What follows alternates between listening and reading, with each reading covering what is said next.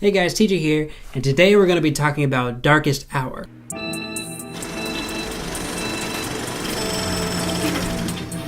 The performance in Lincoln and the performance in King's Speech.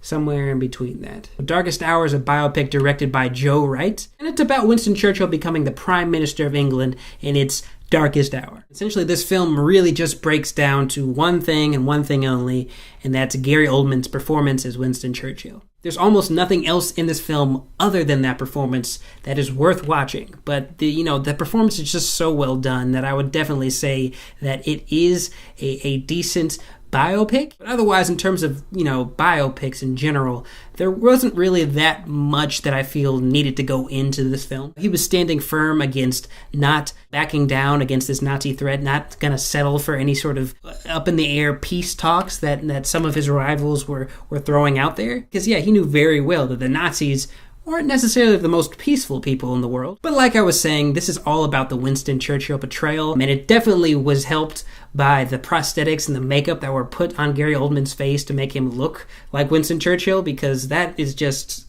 altogether, it's doing a lot of work to make you believe that this is Winston Churchill in front of you. Now, for people that aren't fans of history, it may be hard to connect to what is going on in this film, especially if you don't know at all what Winston Churchill was like. He's kind of this curmudgeon-y old man who was a good leader, but at this point in his career, he did have a bit of a shoddy record. He did need to enter office under unfortunate circumstances. So in this way, Winston Churchill has to, in a way, lead the country against this looming threat that seems almost insurmountable. Essentially, it's that we're not going to do peace talks with the Nazis, because that sounds crazy. This film didn't need to be this long. It's over 2 hours, and I feel that at a certain point, only so much was happening on screen that we really could care about that much. Like, if you're aware of history, you know how it's going to play out, so I kind of wish that there was a little bit more there for us in terms of conflict, but the one conflict that's there, we know how it's going to end. I wish that there had just been a little bit more there for us to actually care about, other than just this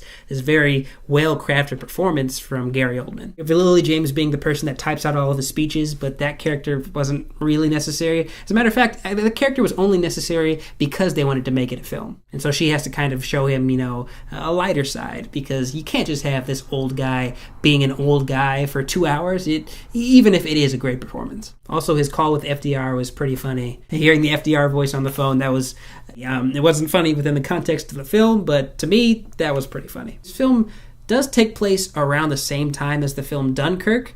As a matter of fact, it's part of the plot of the film itself, except you come to realize that Dunkirk was just a lot more entertaining because you see people actually trying to survive and do things, versus most of what happens in this film is kind of just the people, sitting around on benches talking about, we need to do this, we need to do that.